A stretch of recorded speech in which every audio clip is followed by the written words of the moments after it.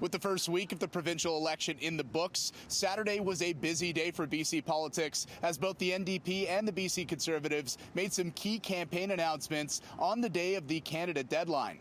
Across this province for far too long, our ag sector has really struggled.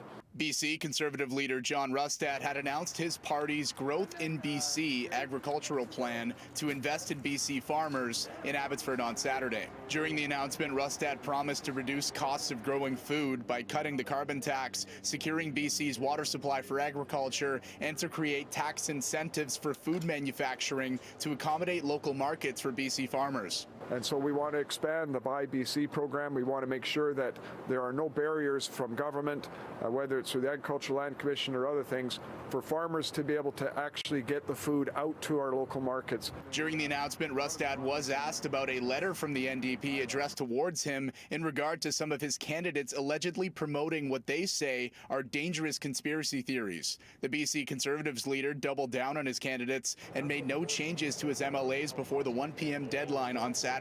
I can tell you something right now. We do need fresh people that come in with great ideas, that are passionate, that are willing to stand up and say things and just be themselves. We do not need a party, quite frankly, in this province with under David Eby's weak leadership that has created all of these sort of problems. So I'd be happy to match, person to person any day of the week with David Eby. Meanwhile, David Eby and the NDP campaign bus toured Martini Film Studios in Langley ahead of their Lights, Camera, Action for You announcement to boost BC's film industry. We will increase the production credit, the BC Labour credit, for film to 36% for people who are hiring BC workers. Eby also stated that the proposed tax credit increase will apply for both international and domestic filmmakers. Also during his speech, Eby called on the federal government to evenly allocate the federal media fund. And so we should be seeing a fair share of Canadian media dollars in British Columbia. $18,000 for Ontario and $4,000 for British Columbia is not fair.